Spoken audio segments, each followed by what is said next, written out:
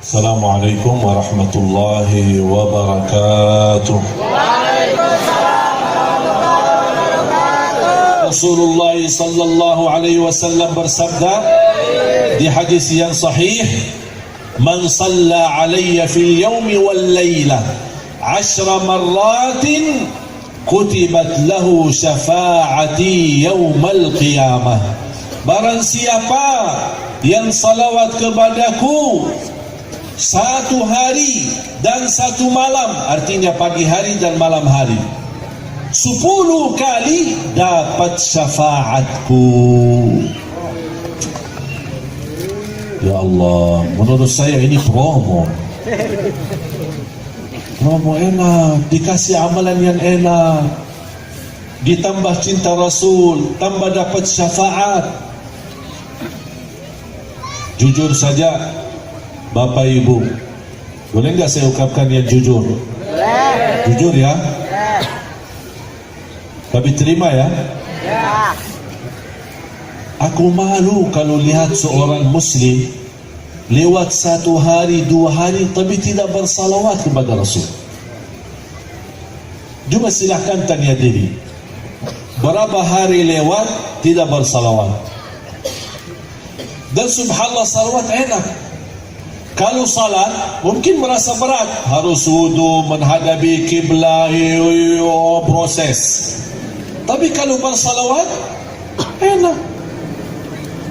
Mau wudu tidak wudu boleh, berdiri duduk berbaring boleh, menghadapi kiblat tidak menghadapi kiblat boleh, di rumah, di masjid, di jalan boleh, ibu-ibu sambil masak boleh. Allahumma salli Allahumma salli. Terus bersalawat. Nikmat, wallahi nikmat. Bahkan termasuk salawat seindah-indah amalan, seindah-indah ibadah, dan seindah-indah zikir. Kenapa? Karena banyak manfaatnya. Jangan bersalawat kepada Nabi Muhammad sallallahu alaihi wasallam terangkat kesusahan. Jangan berbanyak salawat kepada Nabi Muhammad terlunas hutang. Jangan berbanyak salawat kepada Nabi Muhammad dijamin dapat syafaat. Jangan banyak salawat kepada Nabi Muhammad diampuni dosanya. Jangan berbanyak salawat kepada Nabi Muhammad terkabul hajatnya. Apapun hajat kita silahkan disalawatin, insyaAllah terkabul. Orang tuanya sedang sakit, apalagi sakitnya parah, bersalawat. Saya ingat terjadi, guru saya yang mencerita ketika beliau operasi masuk rumah sakit, operasi jantung. Beliau sudah cukup usia. Habis operasi jantung terjadi kesalahan dalam operasi. Tiba-tiba alat-alat yang dipasangkan di atas dadahnya kayak ada suara bunyi gitu, ada sesuatu yang tidak beres. Langsung didatangi dokter semua, ada apa ini, ada apa ini. Habis diperiksa, ternyata tergentalan darah di dalam saluran jantung, yang secara medis memang harus dioperasi. Tapi juga secara medis kalau habis operasi jantung tidak bisa operasi lagi, harus menunggu 24 jam sampai 48 jam, artinya 1 sampai 2 hari supaya bisa diadamkan dan telan baru dioperasi lagi.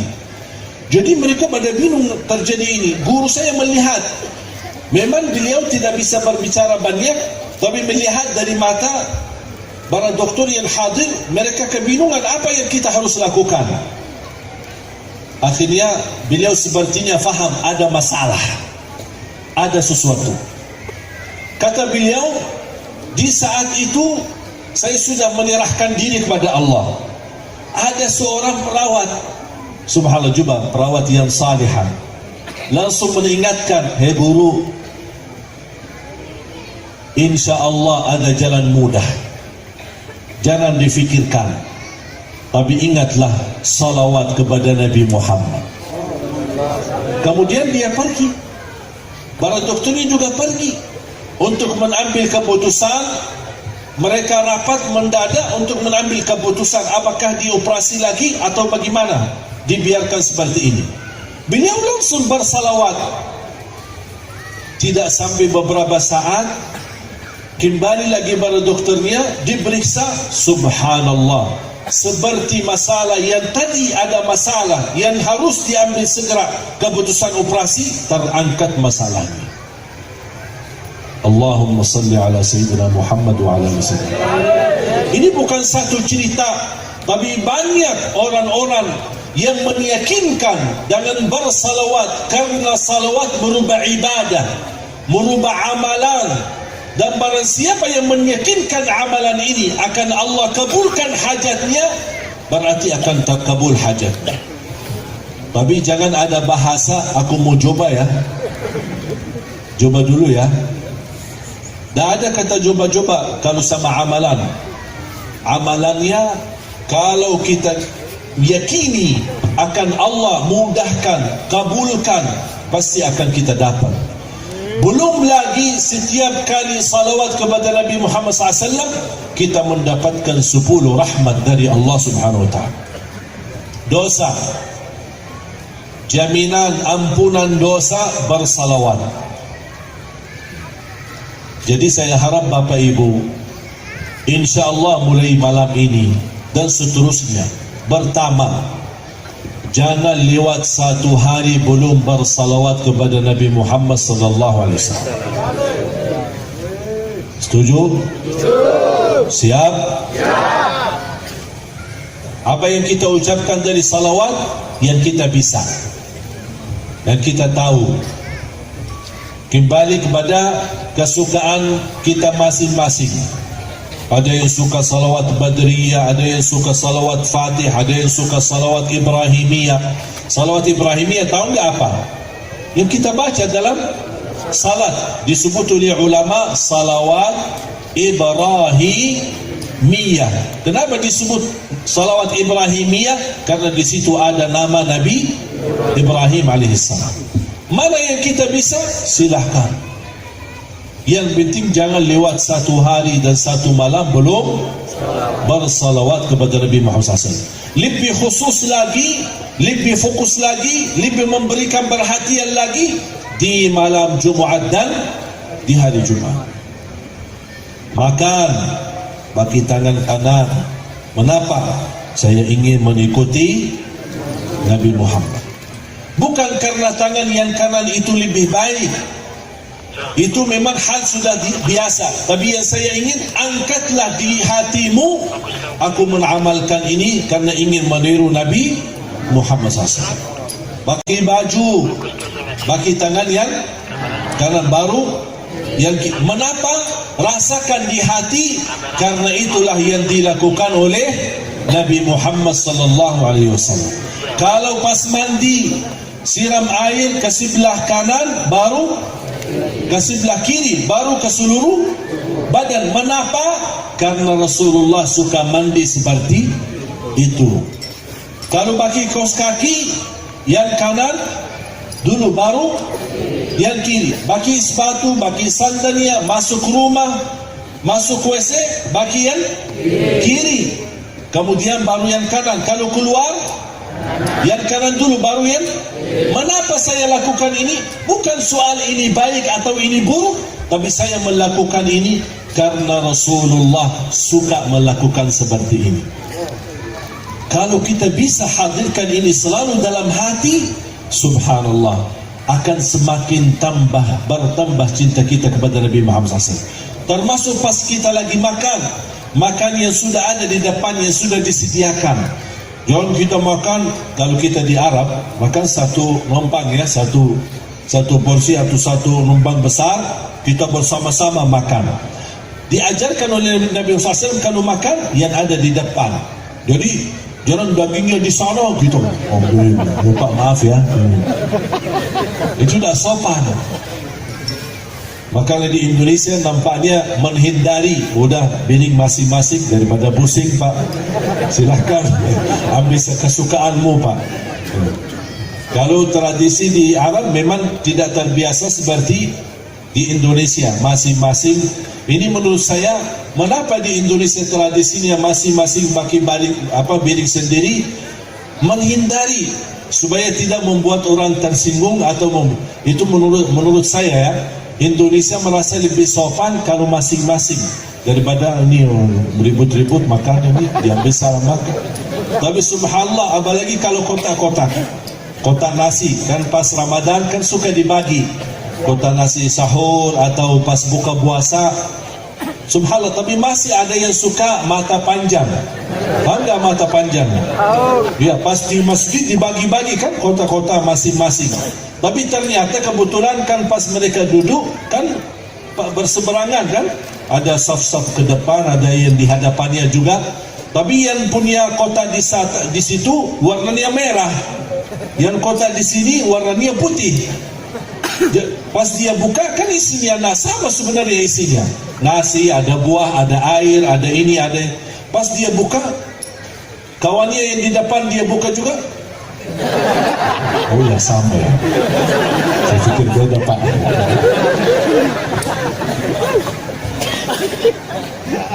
Makanya kalau kita di Arab, saya masih ingat pas Ramadan, kadang-kadang suka Ramadan di Masjid Nabawi. Kalau dibagi kota-kota seperti ini, ada orang melihat, oh ini orang Indonesia. Dari Indonesia Pak, ya dari Indonesia. Oh tahu, saya tahu Pak.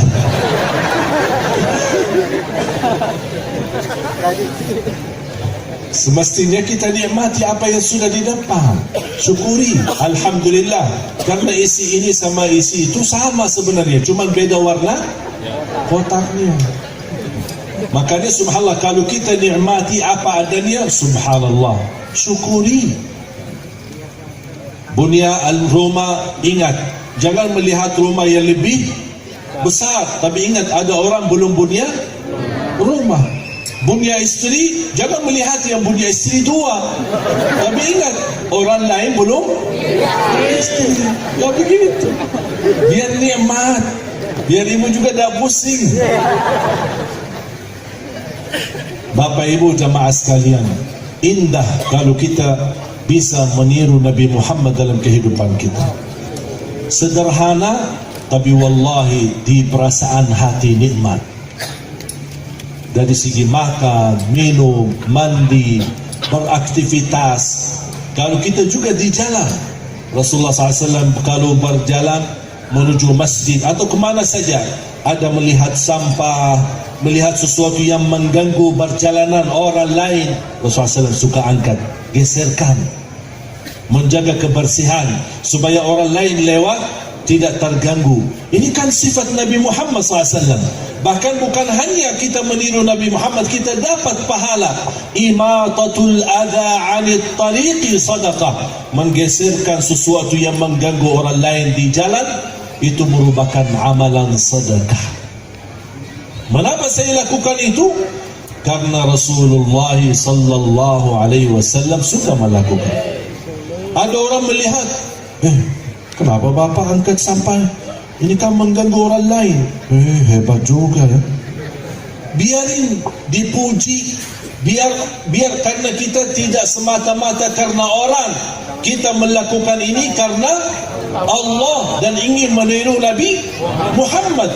Kalau ada orang melihat kita dan memuji perbuatan kita, itu bukan riya, karena kita tidak minta dipuji, tapi pas kita lakukan kebetulan lagi dipuji. Biarkan saja apa yang dikatakan oleh manusia. Orang yang ikhlas, tahu nggak tandanya apa? Ada satu tanda orang yang bisa dikatakan ikhlas. Kalau dipuji atau dicaci maki, sama di perasaannya. Dia tak peduli, dipuji ya terima kasih, di macam-macam dihina, difitnah, biarkan saja. Dia tak peduli. Yang dia pedulikan, yang dia cari nilai hanya ridha Allah. Allah ridha, sudah selesai, tak usah dibahas. Orang lain tidak suka, biarkan. Apa komentar mereka, tak usah direspon. Kalau setiap orang komentar dan kita sambil menyakiti perasaan kita, dan kita tidak mau sabar, dan kita mau balas, mau hujat, mau macam-macam, berarti tidak habis. Tak akan selesai kerjaan kita. Kemarin ada orang datang, Syekh, ini ada ustaz, ini macam, apa urusan saya sama ustaz? Sudah, tidak usah bicara. Saya tidak mengharapkan ada orang berkata baik atau buruk. Yang saya harapkan apa Allah rida atau tidak rida. Dan yakini Bapak Ibu, kalau anda melakukan kebaikan lillahi ta'ala, walaupun orang lain komentarnya buruk, jangan direspon, biarkan saja, karena anda melakukan karena Allah. Ada orang kemarin bertanya, maaf Ustaz, kenapa kalau saya suka melakukan kebaikan tapi komentar orang kadang-kadang tidak enak, bikin kesel? Saya berkata, kamu lakukan ini karena siapa? Karena Allah tidak? Dia bilang ya karena Allah. Ya udah, kalau memang karena Allah, tidak usah dengar apa kata manusia. Manusia puji, manusia senang, manusia tidak senang, tidak usah diperhatikan. Faham Bu? Ibu melakukan sesuatu karena Allah untuk suami, suaminya tidak senang, ya udah biarin. Yang pusing siapa? Yang pusing siapa? Ya suami. Berbakti baik sama orang tua. Ada orang yang suka bertanya, berbakti baik terhadap orang tua kan wajib. Mohon maaf, orang tua yang seperti apa? Apa kaitannya? Apapun keadaan orang tua, tetap kita wajib berbakti baik. Orang tua baik, tidak baik, itu tidak ada urusan. Orang tuanya adil atau zalim, tidak ada urusan. Orang tuanya saleh atau jahat, tukang mabuk, tidak ada urusan. Urusan kita sebagai anak wajib berbakti baik sama orang tua. Kalau kita kaitkan, kalau orang tuanya baik, saya berbakti baik, itu bukan namanya ikhlas, itu membalas kebaikan. Kalau orang tua buruk, kita balas buruk, itu namanya balas keburukan. Tapi kalau orang yang ikhlas, dia suka memberi yang baik, walaupun orang lain membalas buruk, walaupun orang lain menilainya buruk. Qul inna salati wa nusuki wa mahyaya wa mamati lillahi rabbil alamin. Segala hidupku dan matiku karena Allah. Oleh karena itu jamaah sekalian, jalani hidupmu karena Allah. Kalau jalankan hidupmu karena Allah, insya Allah dapat husnul khatimah. Bapak Ibu, pesan terakhir dari Rasulullah sallallahu alaihi wasallam. Amalan ini menurut saya enak, dijamin diampuni dosanya, dijamin diijabah doanya, yang ketiga dijamin diterima salatnya. Ada 3 tahap. Dijamin diampuni dosanya, diijabah doanya, diterima salatnya. Ada amalannya dan ada tahapnya. Kalau kita lakukan tahap pertama, diampuni dosanya. Kita lanjut ke tahap kedua, berarti diijabah doanya. Kalau kita lanjut lagi ke tahap ketiga, berarti diterima salat. Apa amalan itu? Rasulullah sallallahu alaihi wasallam, kalau saya sebut nama Nabi Muhammad, wajib kita? Bukan sunnah, wajib. Kalau tidak bersalawat, berarti kita termasuk orang yang kikir. Kikir. Mau nggak jadi kikir?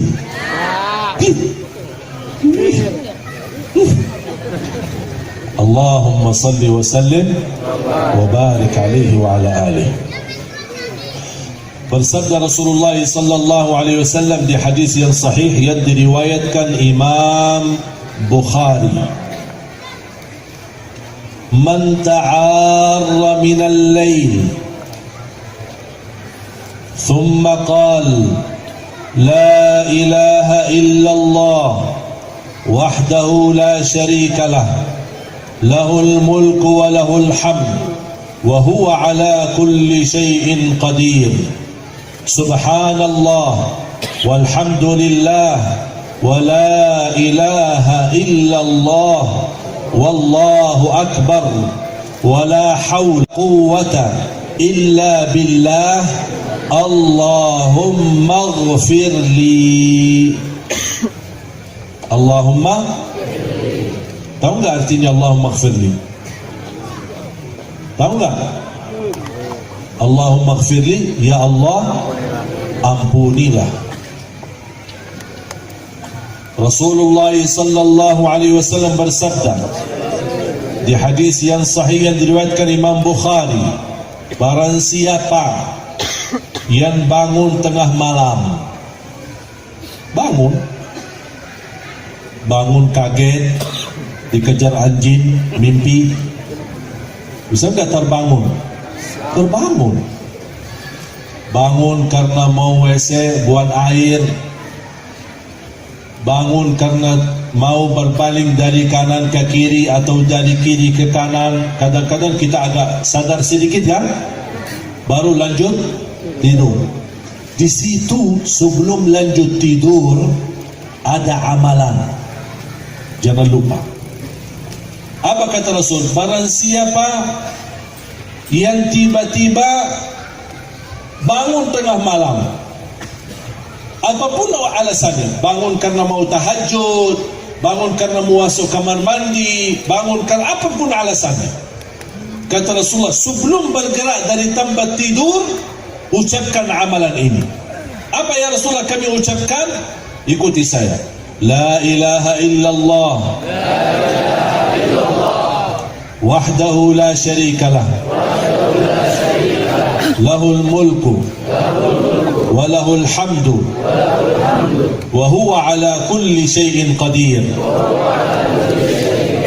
subhanallah walhamdulillah wa la ilaha illallah wallahu akbar wa la hawla wa la quwwata illa billah Allahumma ighfirli. Kata Rasulullah, barang siapa yang bangun tengah malam kemudian membaca zikir ini sampai dia berkata Allahumma ighfirli, diampunilah. Diampuni,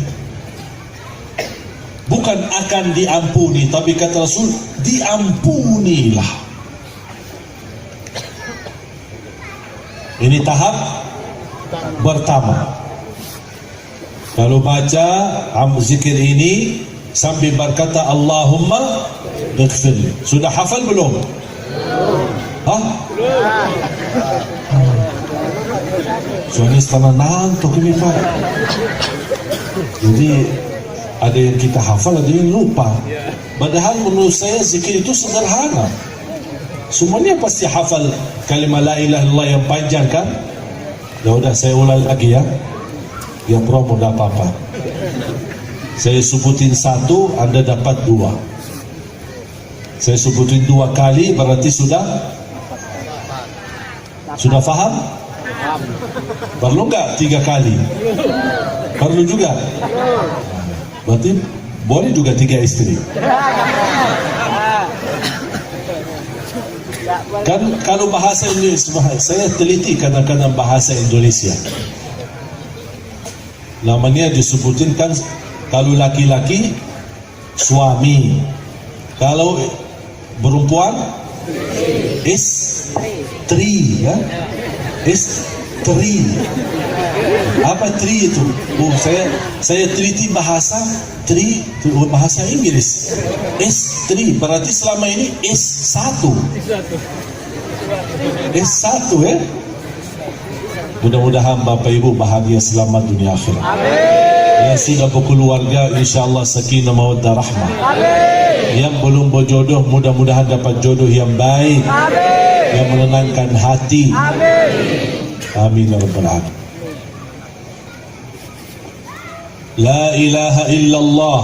La ilaha illallah. Wahdahu la syarika lah. Wahdahu la syarika lah. Lahul mulku. Lahul mulku. Wa lahul hamd. Wa lahul hamd. Wa huwa ala kulli syai'in qadir. Wa huwa ala kulli syai'in qadir. Subhanallah. Subhanallah. Walhamdulillah. Walhamdulillah. Wa la ilaha illallah. La ilaha illallah. Wallahu akbar. Wallahu akbar. Wa la hawla. Wa la hawla. Wa la quwwata. Wa la quwwata. Illa billah. Illa billah. Allahumma ghfir li. Sudah hafal?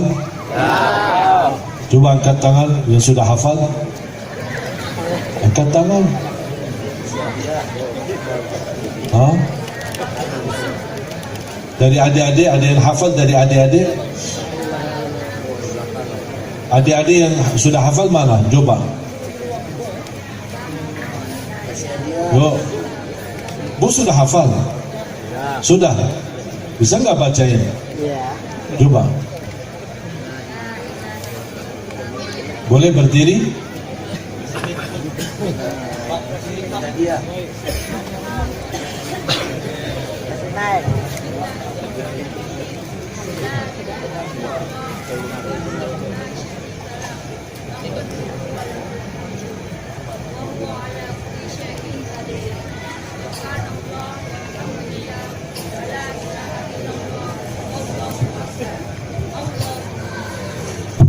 Belum? Cik. Ketinggalan. Maju.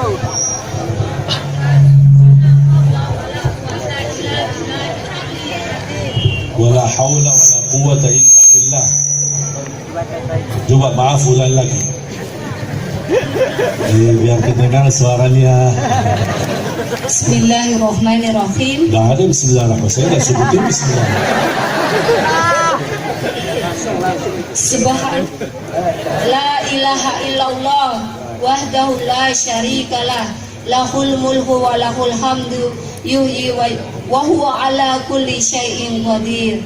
Subhanallah walhamdulillah wa la ilaha illallah wallahu akbar wa la haula wa la quwwata illa billahil aliyyil azim. Wa la haula wa la quwwata illa billah. Allahumma firli. Betul, luar biasa. Tepuk tangan dong. Bapak Ibu, kita harus fahami, kalau kita baca satu doa, bukan berarti misal ada seperti tambahan, misal la haula wala quwwata illa billahil aliyyil azim. Soal boleh saja. Tapi mengapa saya berkata? Karena saya ikuti sesuai yang disampaikan oleh Rasul. Tidak ada satu huruf tambah, tidak ada satu kalimat tambah.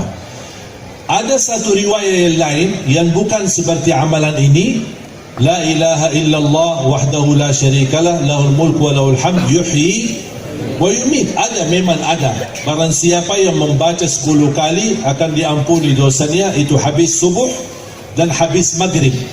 La ilaha illallah wahdahu la syarikalah lahul mulku wa lahul hamd yuhyi wa yumit wa huwa ala kulli syai'in qadir. Berapa kali?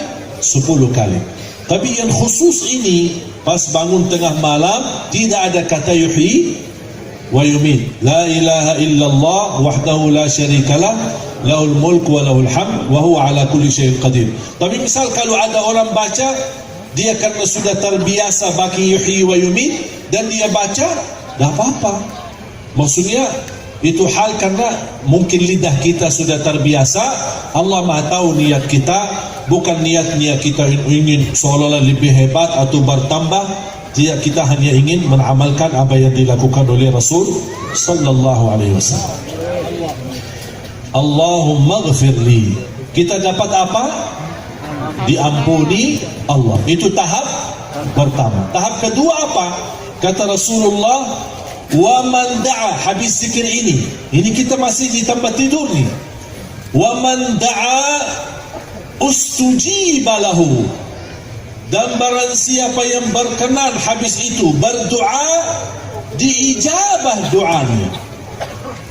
Menurut saya ini amalan dijamin 100% kita dapat. Doa walaupun dalam keadaan berbaring di tempat tidur, walaupun mohon maaf keadaannya belum mandi, dalam keadaan junub atau hadas akbar, boleh kita berdoa. Doa tidak harus angkat tangan. Kita dalam keadaan berbaring bisa berdoa. Misal ada sebuah hajat, besok anaknya mau ujian, ya Allah mudahkan ujian anakku, terkabul. Itu sudah ada jaminan dari Rasul, diijabah oleh Allah. Doa itu tidak harus panjang. Doa walaupun hanya sebuah kata, satu kata, sesuai hajat kita, keinginan kita. Ya Allah, besok mau melamar sebuah kerjaan, mudahkan ya Allah kerjaan yang baik. Itu sudah satu doa selesai. Kemudian habis itu lanjut tidur, boleh. Faham? Jadi doa walaupun sebentar, karena di situ kesempatan emas, kesempatan luar biasa, diijabah sebagaimana jaminan Rasulullah, diijabah oleh Allah Subhanahu wa taala. Misal ada satu dosa yang belum kita bisa tinggalkan, bisa anda habis zikir ini anda doa, ya Allah kuatkan iman aku biar saya mampu meninggalkan dosa ini dan taubatan nasuha. Itu saja cukup, tidak perlu panjang-panjang. Cukup doa satu kali sudah dijamin oleh Rasulullah SAW, diijabah oleh Allah Subhanahu wa taala. Ini tahap yang kedua. Habis itu boleh enggak saya lanjut tidur? Boleh tidur. Tapi ada tahap ketiga kalau masih berkenan. Tahap ketiga apa? Kata Rasulullah, wa in qama fatawadda'a wa shalla qubilat salatuhu. Kalau dia berkenan, bangun, ambil air wudu dan salat, diterima salatnya. Salat apa? Terserah. Sunnah wudu, sunnah hajat, salat taubat, tahajud, salat malam, apapun, silahkan. Apapun salatnya di situ, diterima salatnya. Subhanallah. Makanya jemaah sekalian jangan sia-siakan, walaupun hanya 2 rakaat. Belum witir, boleh witir 2 rakaat, kemudian salam, habis itu lanjut 1 rakaat. Berarti salat itu diterima oleh Allah, diterima salat 2 rakaatnya dan diterima witirnya. Karena Rasulullah SAW bersabda, Inna Allaha witir, yuhibbul witir, fa'autiru. Allah maha witir, Allah cinta witir, dan jagalah witir, kata Rasulullah SAW. Sudah faham? Habis amalan ini, tahap pertama dapat diampuni dosanya, tahap kedua diijabah doanya, tahap ketiga diterima salatnya. Kalau bisa tiga-tiganya, alhamdulillah. Atau satu-satunya atau salah satunya boleh, sesuai kemampuan kita masing-masing. Jelas? Perlu saya baca lagi doanya, zikirnya satu kali? Boleh? Menjadi penutup? La ilaha illallah wahdahu la syarikalah lahul mulku wa lahul hamd wa huwa ala kulli syai'in qadir. Subhanallah walhamdulillah wa la ilaha illallah wallahu akbar wa la hawla wa la quwwata illa billah Allahumma ghafirli. Habis itu berdoa kalau berkenan, kalau tidak berkenan tidak apa-apa, sah amalannya, lanjut tidurnya. Tapi kalau berkenan doa, diijabah doanya, berkenan lagi tambah wudu dan salat, diterima salatnya. Mudah-mudahan insyaAllah bermanfaat. Mudah-mudahan pertemuan ini menjadi saksi baik bagi kita semua di hadapan Allah dan di hadapan Rasulullah SAW. Dan mudah-mudahan sebagaimana kita kumpul dalam rangka Maulidun Nabi sallallahu alaihi wasallam, mudah-mudahan kita insya-Allah bersama-sama duduk di dalam surga Allah bersama Nabi Muhammad sallallahu alaihi wasallam. Jangan lupa kita doakan saudara kita di Palestina. Mudah-mudahan Allah angkat ujian yang mereka hadapi. Saya minggu lalu baru pulang dari Palestina. Subhanallah, suasana di sana sangat luar biasa dan dapat kehormatan dan menjadi sejarah bagi saya sendiri. Diberikan dalam kejutan yang luar biasa ketika saya menemani imam Masjid Qubbatus Sakhra, tempatnya Mi'raj Nabi Muhammad SAW. Karena Masjid Al-Aqsa sama Qubbatus Sakhra yang di Qubbah Mas itu, kalau Qubbah Mas itu namanya pusat tempat salat Nabi Muhammad dan sekaligus tempatnya Mi'raj ketika naik ke langit. Saya jujur saja terkejut ketika ditemani imam masjid di sana, kemudian diajak salat maghrib. Saya temani ke masjid.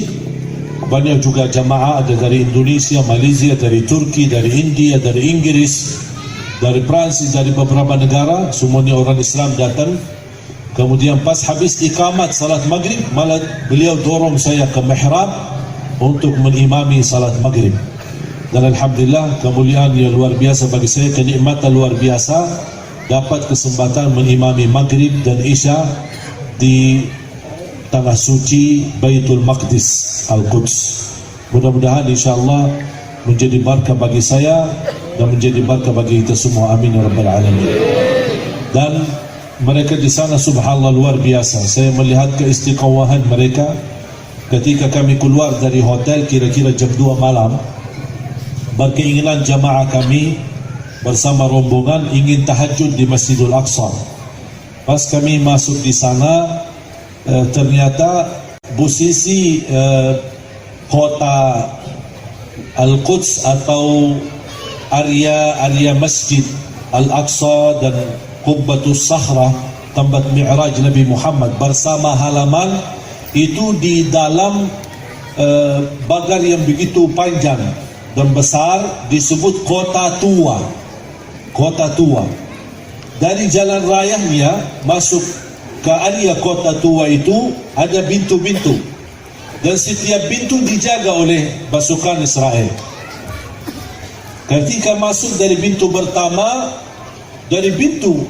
sampai menuju halaman, cukup hampir kita bisa jalan kaki lebih dari 10 menit. Dan ini semua sepanjang perjalanan itu kampung dalam kota tua. Jadi tempat tinggal, toko-toko jualan ini, jual roti, buah-buah, pokoknya macam seperti dalam kota. Dan semua asli orang-orang penduduk di sana, istilahnya yang disebut kata Al-Maqdisiyin. Maqdisiyin asli orang kampung situ, rata-rata memang apalagi yang tua-tua tinggal di dalam kota tua itu. Habis selesai dari kota tua, masuk ke halaman masjid. Sebelum masuk ke halaman masjid, ada pintu lagi. Dan pintu memang terpisah, tidak semua pintu dekat. Mungkin ada satu pintu di sini di utara, ada satu lagi di selatan, ada satu lagi. Jadi agak beda-beda jauh-jauh lagi ya. Bisa kita masuk gang, kalau kita tidak menghitungkan nomor berapa pintunya, kita bisa salah keluar nanti. Ke arah mana, beda-beda jalan. Di situ di pintu kedua ada juga pasukan Israel jauh lebih ketat dengan senjata-senjata, dan mereka berdiri dan menutupi pintu, dan kami berdiri dari jam 2 sampai jam 4 subuh. Ternyata mereka, masalah membuka itu terserah mereka, kesukaan mereka, apa seenak mereka. Jam berapa kita tidak bisa tentukan, mereka yang menentukan. Sampai jam 4. Jam 4 kira-kira sebelum azan subuh 55 menit. Habis dibuka pintu baru kita bebas bisa masuk. Saya melihat, kenapa saya cerita ini? Yang menarik perhatian saya, di saat saya berdiri, saya melihat ada orang Palestina yang tua-tua. Ada yang 70, 80, dan mereka Masya Allah fisik sehat. Dan mereka di situ duduk hanya menunggu pintu masuk. Saya bertanya, Pak, seperti ini gimana? Itu sudah bertahun-tahun, Pak. Udah biasa. Kami datang dari jauh, dari rumah, ya duduk di sini, duduk manis lah. Sampai mereka buka pintu. Kadang buka jam 2, kadang buka jam 3, kadang buka jam 4, bahkan kadang-kadang buka pas azan subuh. Jadi kita tidak berkesempatan tahajud. Saya bayangkan, kami aja yang datang sebagai berkunjung saja, ziarah saja, silaturahim saja, hanya 2 hari atau 3 hari, langsung merasa sakit hati, tersinggung. Kita mau ke masjid aja kita ditahan. Bagaimana mereka yang sudah puluhan tahun, 40 tahun, 60 tahun keadaannya seperti ini? Makanya kita doakan, mudah-mudahan Allah tolonglah saudara kami di sana, dan insyaAllah Palestina dibebaskan dari jajah Israel dan bisa segera merdeka. Dalam doa kita, kepedulian kita, sebagaimana kita tahu insyaAllah besok di Jakarta insyaAllah aksi bela Palestina di Monas. Doakan yang belum berkesempatan ke Jakarta, kita doakan mudah-mudahan acara besok ini hanya menjadi rasa cinta kita kepada tanah suci. Sebagaimana tanah suci Makkah Madinah, ada juga tanah suci Masjidul Aqsa dan tempat Mi'raj Nabi Muhammad SAW. Dan tempatnya Mi'raj Nabi Muhammad SAW termasuk tempat yang sudah dikunjungi oleh semua Nabi dan Rasul. Kalau Masjid Nabawi adanya di zaman Nabi Muhammad, kalau Masjidul Haram dan Masjidul Aqsa adanya di zaman dulu. Semua para Nabi dan Rasul sudah berkunjung ke sana. Sebagaimana Makkah, Masjidul Haram, Ka'bah sudah dikunjungi oleh Nabi dan Rasul, sama juga Masjidul Aqsa dan Baitul Maqdis sudah didatangi oleh semua para Nabi dan Rasul. Bahkan waktu Isra Mi'raj, Nabi Muhammad menimami, Allah kumpulkan dengan kekuasaan Allah, kun fayakun, Allah kumpulkan semua para Nabi dan Rasul, 300.000 lebih yang hadir dan diimami oleh Nabi Muhammad SAW di masjid sana. Makanya kita doakan semoga insyaAllah bisa merdeka, dan insyaAllah tolonglah doa kita membacakan Al-Fatihah untuk mereka. Ya Allah, kami memang tidak bisa bantu mereka banyak, kami tidak berada di posisi mereka, kami tidak bisa melawan Israel untuk menghadapi ujian yang mereka menjadi tantangan kehidupan mereka. Tapi ya Allah, terimalah bacaan Al-Fatihah kami untuk saudara kami dan untuk Al-Masjidul Aqsa, supaya dengan kekuatan Al-Fatihah kami menjadi doa, menjadi senjata bagi mereka, menjadi penolong Allah untuk saudara kami, supaya Palestina insyaAllah merdeka dan dibebaskan dari kejajahan. Amin ya Rabbal Alamin. Al-Fatihah. الحمد لله رب العالمين الرحمن الرحيم مالك يوم الدين إياك نعبد وإياك نستعين اهدنا الصراط المستقيم صراط الذين أنعمت عليهم غير المغضوب عليهم ولا الضالين آمين آمين. بسم الله الرحمن الرحيم. الحمد لله رب العالمين حمدا كثيرا طيبا مباركا في مباركا عليه كما يحب ربنا ويرضى. اللهم صل على سيدنا محمد وعلى آل سيدنا محمد وسلم تسليما كثيرا مزيدا برحمتك يا أرحم الراحمين. اللهم يا الله، اللهم يا الله، اللهم يا الله, berilah kepada kami petunjuk kepada jalan yang lurus, اهدنا الصراط المستقيم اهدنا الصراط المستقيم. Ya Allah, ampuni segala dosa kami.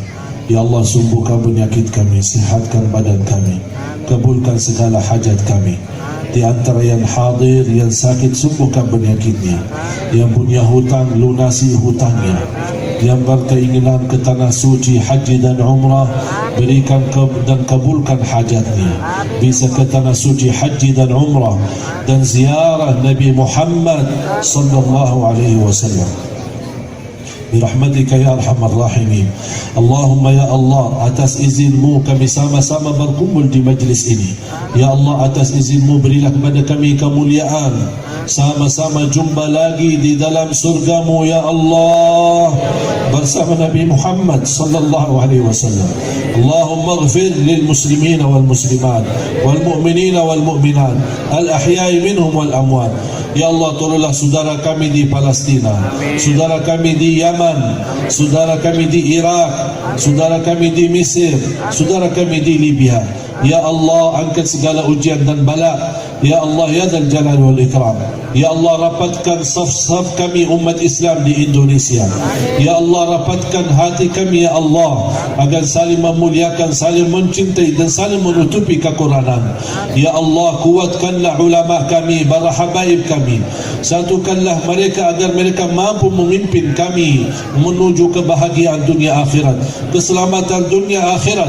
Ya Allah, lindungi ulama dan habaib kami dari segala macam fitnah, dari segala macam bala, dari segala macam musibah.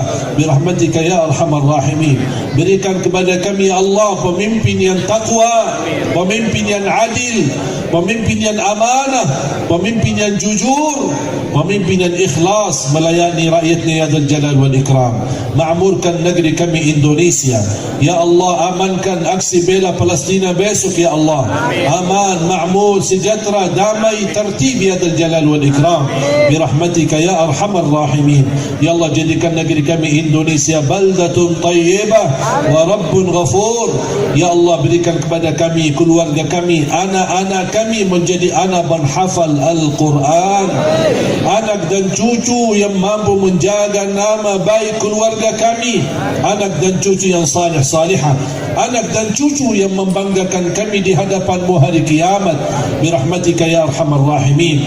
Ya Allah, kami berkumpul di sini untuk menunjukkan rasa cinta kami kepada Nabi Muhammad sallallahu alaihi wasallam.